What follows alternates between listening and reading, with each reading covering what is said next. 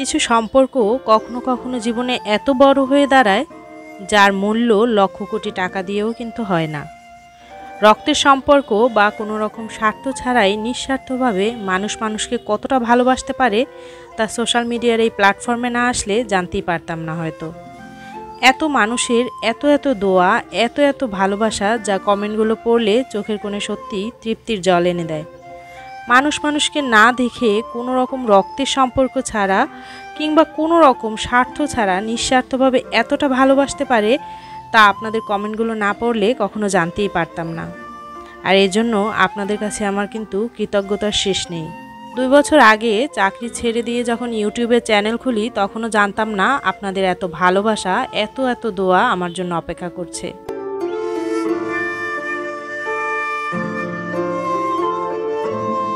Sharmin Akter ID থেকে একটা আপু কিন্তু অনেকবার কমেন্ট করে বলেছিলেন 25,000 টাকায় সংসার খরচের A to Z বাজেট দিতে।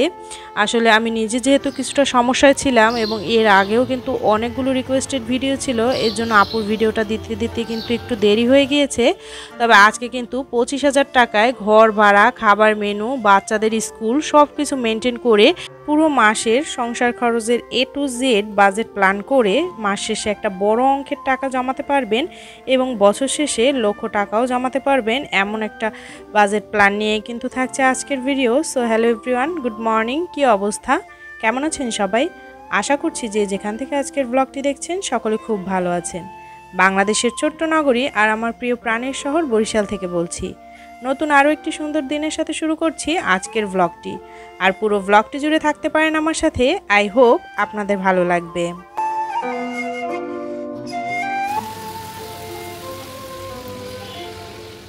তো এই তো সকালবেলা কিন্তু নাস্তা টাস্তা করে তারপর কিন্তু এই যে রান্নাটা বসিয়েও নিয়েছি।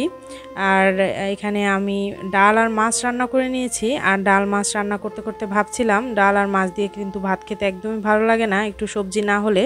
আসলে আগে এমন একটা সময় ছিল যখন কিন্তু সবজি আসলে খেতামই না, দেখা যায় মাছ ডাল দিয়ে ভাত খেয়ে নিতাম। আর এখন সবজি ছাড়া কিন্তু আসলে খাওয়াই যায় না, প্রতিদিন একটু সবজি না খেলে ভালোই লাগে না মাছ আর ডাল বা মাংস ডাল দিয়ে খেতে। তো এর জন্য কিন্তু ছাদে চলে গেলাম। আর এখানে কিন্তু ছাদের এই যে সিঁড়ি কোঠায় দুটো মুরগি পালি, তো এই মুরগি দুটো কিন্তু দেশি, দেখা যায় দেশি মুরগির ডিম একটু বাচ্চাদের জন্য আনা কষ্টকর, যখন তখন পাওয়াও যায় না আশেপাশে। তো এর জন্য কিন্তু দুইটা দেশি মুরগি এভাবে ঘরের মানে বাসার এক কোনায় ফেলে রেখেছি। তো এই দুইটা মুরগি কিন্তু প্রতিদিন 2টা করে ডিম পারে সকালবেলা।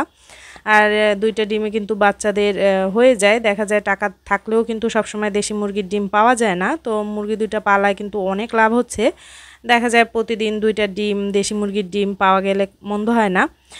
তো এখানে হচ্ছে সকালবেলা মানে রান্নাটা করে মাছ আর ডাল আমি ছাদে চলে এসেছি, যেহেতু বাসায় তেমন একটা সবজি নেই, শুধু ছিল জালি কুমড়ো। তো জালি কুমড়ো খেতে ইচ্ছে করছে না, ভাবলাম একটু ছাদ থেকে শাক তুলে আনি। যখন আসলে বাসায় সবজি থাকে না বা দেখা যায় সবজিওয়ালা পাওয়াও যায় না, তখন কিন্তু ছাদ থেকে এভাবেই অল্প একটু টুকটাক সবজি নিয়ে আসি। দেখা যায় দুই একটা করে পাতা, শাকের পাতা আর কি ছিঁড়ে আনলেও কিন্তু আমাদের দুজনার হয়ে যায়।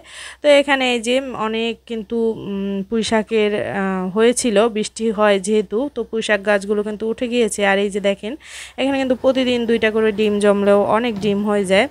তো এই যে গতদিন কিন্তু বাচ্চারা খায়নি, এর জন্য কিন্তু ডিম জমে গিয়েছে। তো এখানে হচ্ছে তারপর পুঁই শাকটা ধুয়ে রান্না করে নিচ্ছিলাম আর বাচ্চাদের জন্য একটু দুধ গরম করে নিয়েছিলাম। তো দেখা যায় কি বাজেট ভ্লগ করলে ভিডিও সংক্রান্ত বা ডেইলি ভ্লগের যে কাজগুলো করি ওই সংক্রান্ত কোনো কথাই বলা যায় না। তো এর জন্য ভাবলাম বাজেট প্ল্যানটা শুরু করার আগে কিছু মানে কাজের কথা বলে নিচ্ছিলাম। তো যারা এই মুহূর্তে আমার ভিডিওটি দেখছেন অথচ লাইক দিতে ভুলে গিয়েছেন, প্লিজ একটা লাইক দিয়ে বাকি ভিডিওটুকু কন্টিনিউ করবেন। আর যারা আমার চ্যানেলে আজকে নতুন ভিজিট করছেন আর এই ধরনের বাজেট ভিডিও দেখতে যদি আপনি পছন্দ করে থাকেন, তাহলে কিন্তু আমার চ্যানেলটি সাবস্ক্রাইব করে আমার এই ছোট্ট চ্যানেলটির পাশে থেকে যেতে পারেন। সেই সাথে বেল আইকন প্রেস করে রাখবেন। আর কমেন্ট সেকশনে আপনারা পরবর্তীতে কোন ধরনের ভিডিও চান বা নতুন কেউ যদি জয়েন করে থাকেন আপনি পরবর্তীতে কোন ধরনের বাজেট ভিডিও দেখতে চান তা কিন্তু কমেন্ট সেকশনে জানাতে পারেন। তো কমেন্টের কথা আসায় আর একটা কথা বলি, আপনারা এত সুন্দর সুন্দর কমেন্ট করেন আর এত ভালোবাসা এত দোয়া মানে রেখে তারপর কমেন্টগুলো করেন। আসলে আপনাদের কমেন্টগুলো পড়লে মাঝে মাঝে চোখের কোণে জল চলে আসে যে ইউটিউব থেকে আর কিছু পাই বা না পাই, মানুষের এত ভালোবাসা এত দোয়া আমি যে এই আমার কিছু জ্ঞান শেয়ার করার মাধ্যমে ভিডিও করে পাবো তা কিন্তু কখনোই ভাবিনি। আর মাঝে মাঝেই কিন্তু আমি আপনাদের বা আমার প্রিয় প্রিয় আপুদের এই কমেন্টগুলো স্ক্রিনশট দিয়ে রাখি। যখন খুব বেশি মন খারাপ হয়, মনে হয় জীবনে আর কিছুই নাই, তখন কিন্তু আবার ওই কমেন্টগুলো দেখি আর জীবন কিন্তু আরও উজ্জীবিত হয়। দেখা যায় অনেকটা উৎসাহ অনেকটা শক্তি পাই আপনাদের ওই কমেন্টগুলো দেখলে।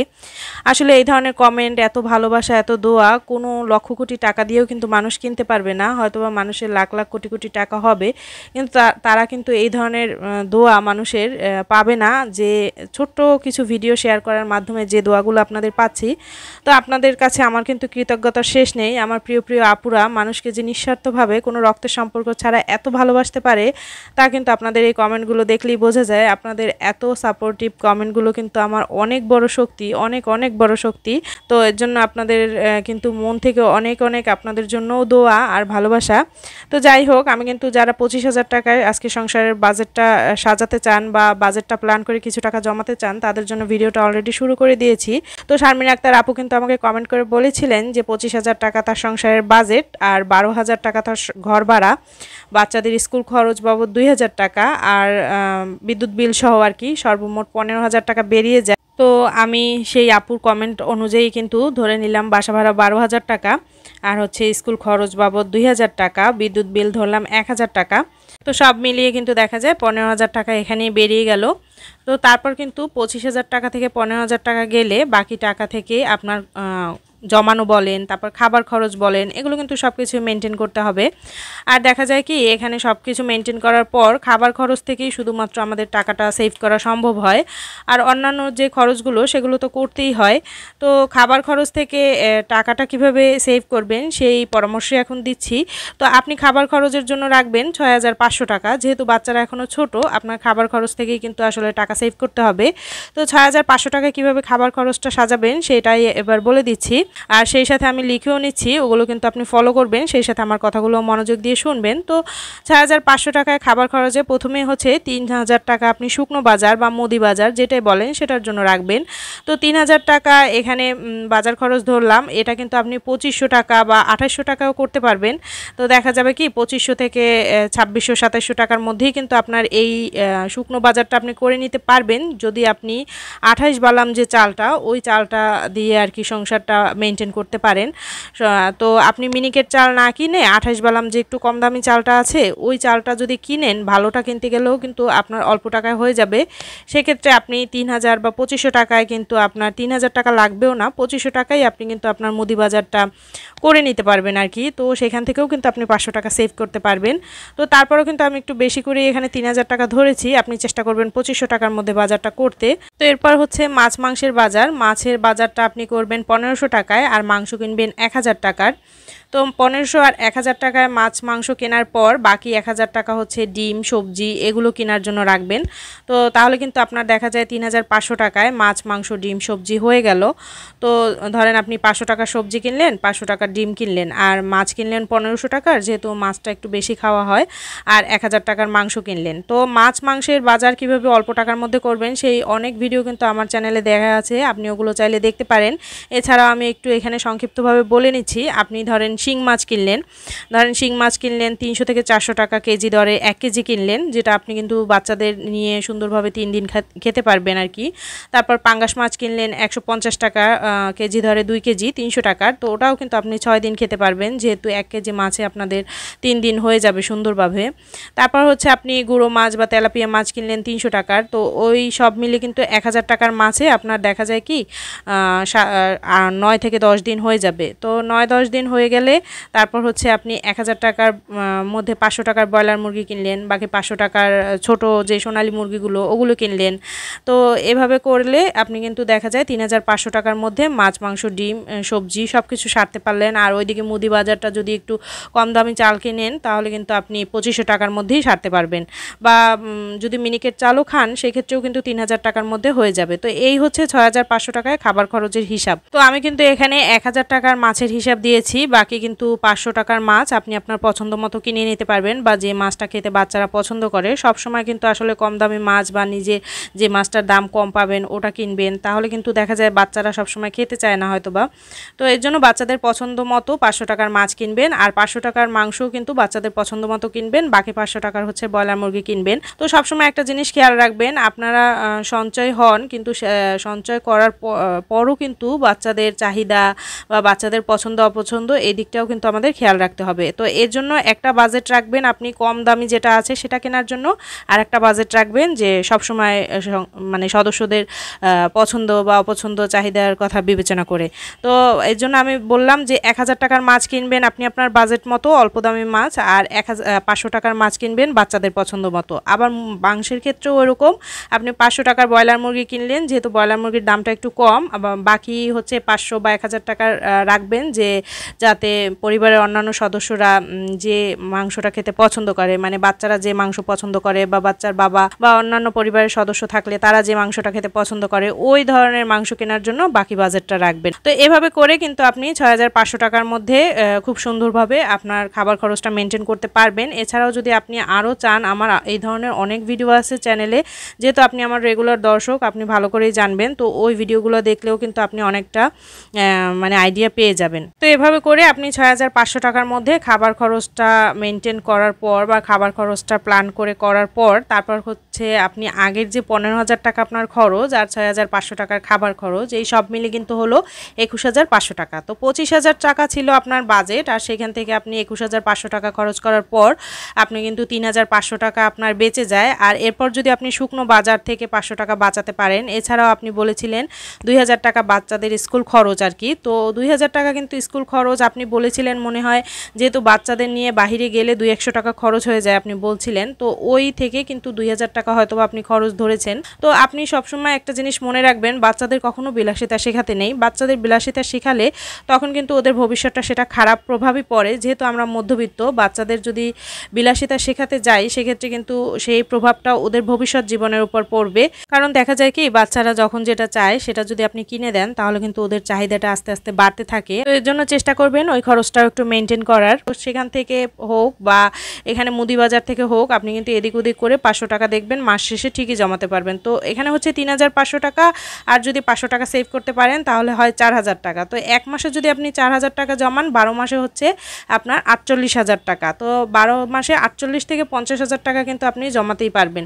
তো তাহলে কিন্তু দেখা যায় 5 বছরের একটা যদি আপনি ডিপিএস করেন সেখানে 2,50,000 টাকা 5 বছরের জমে, আর ওইখান থেকে কিন্তু আপনাকে 2,50,000-এ হয়তো বা ওরা বেনিফিট সহ 2,75,000 বা 80,000 টাকা দিবে। তো ওই 75-80,000 টাকা আর যদি তার সাথে আরও 20,000 টাকা জমাতে পারেন, এবার বলতে পারেন যে আরও 20,000 টাকা কীভাবে জমাবো তা একটু পরে বলছি। তো আপনি যদি আরও 20,000 টাকা জমাতে পারেন তাহলে কিন্তু আপনার 5 বছরে 3 লাখ টাকার মতো জমা হয়ে যায়। তো 3 লাখ টাকা 5 বছরে জমা হলে তাহলে কিন্তু দেখা যায় এই 3 লাখ টাকা যদি আপনি আবার একটা বাংলাদেশ ব্যাংকে সঞ্চয়, ডিপিএস না সরি, বাংলাদেশ ব্যাংকে সঞ্চয় করে রাখেন, সেক্ষেত্রে কিন্তু ওইখানে প্রতি মাসে 3000 টাকা পাওয়া যাবে। তো প্রতি মাসে 3000 টাকা আপনি কিন্তু আবারও একটা ডিপিএস করে রাখতে পারেন, আর সেই সাথে আপনি সংসার খরচ থেকে আরও ধরেন 2,80,000 টাকার মতো জমালেন। তো এভাবে করে আপনি কিন্তু দেখা যায় পরবর্তী 10 বছরে 8 লাখ টাকার মালিক হতে পারবেন। তো এবার বলি এদিক ওদিক করে কিভাবে জমাবেন। একটা সময় ছিল যখন আমার হাজবেন্ড বোনাস পেলে যদি আমাকে কিছু টাকা দিত এক্সট্রা ড্রেস কেনার জন্য, কিংবা পুজোতে, ঈদে, এই ধরনের অকেশনে কিন্তু দেখা যায় বিভিন্ন দিক থেকে আমরা ড্রেস কেনার জন্য অনেক টাকা পাই, বা উপহার হিসেবেও অনেক টাকা পাই, সালামি হিসেবে টাকা পাই। তো ওই টাকাগুলোও কিন্তু একটা সময় আমি ড্রেস না কিনে জমিয়ে রাখতাম, বা সালামিতে কেউ টাকা দিল বা প্রণাম করলে টাকা দিল, তো সেই টাকা কিন্তু আমি জমিয়ে রাখতাম। তো মহিলারা কিন্তু আসলে আমরা চাইলে অনেকভাবেই টাকা জমাতে পারি, শুধু এটা একটা অভ্যাসের ব্যাপার। আমি কিন্তু সবসময় বলি টাকা জমানোটা শুধুমাত্র একটুখানি বুদ্ধি, একটুখানি পরিশ্রম আর একটু অভ্যাসের ব্যাপার। এভাবে করে কিন্তু এদিক ওদিক করেও 5 বছরে 20,000 টাকা জমানো যায়। তো এই হচ্ছে আমার আপনার প্রতি পরামর্শ। এছাড়া আপনার প্রতি আমার আরও যে পরামর্শ থাকবে, আপনি যদি আপনার ঘর ভাড়াটা আরেকটু কমের মধ্যে করতে পারেন, মানে 12,000 টাকা বলতে আপনার 25,000 টাকার প্রায় অর্ধেকই কিন্তু চলে যায় ঘর ভাড়ায়। তো আপনি এর জন্য 12,000 টাকা ঘর ভাড়া না থেকে আপনি যদি 5-7 হাজার টাকার মধ্যে ঘর ভাড়া থাকতে পারেন, তাহলে কিন্তু এই টাকা থেকে আপনি আরও অনেক টাকা বাঁচাতে পারবেন, প্রায় আরও 5,000 টাকা আপনি বেশি জমাতে পারবেন। তো এর জন্য আপনি চেষ্টা করবেন ওই ঘর ভাড়াটা কমানোর, বিদ্যুৎ বিল কমানোর, তাতে করে কিন্তু আপনি আরও মানে ভালোভাবে সুন্দরভাবে টাকা জমাতে পারবেন। আর যেহেতু বাচ্চারা এখন ছোট, এখন কিন্তু টাকা জমানোর পর্যাপ্ত সময়, কারণ এরপর কিন্তু বাচ্চারা বড় হয়ে গেলে তখন আপনি ছোট বাসায় চাইলেও অল্প টাকার বাসায় থাকতে পারবেন না, আর বাচ্চাদের দেখা যায় স্কুল খরচ আরও বেড়ে যাবে, তখন কিন্তু আপনি চাইলে এভাবে টাকা জমাতে পারবেন না। তো বাচ্চারা ছোট থাকতে থাকতে এর জন্য যতটা সম্ভব জমিয়ে নিন। তো এই হচ্ছে আপনার প্রতি আমার পরামর্শ। আর আজকে এখান থেকে ভিডিওটা শেষ করছি। নতুন আরও একটা ভিডিও দেখার আমন্ত্রণ জানিয়ে সেই পর্যন্ত সবাই ভালো থাকুন, সুস্থ থাকুন, টাটা।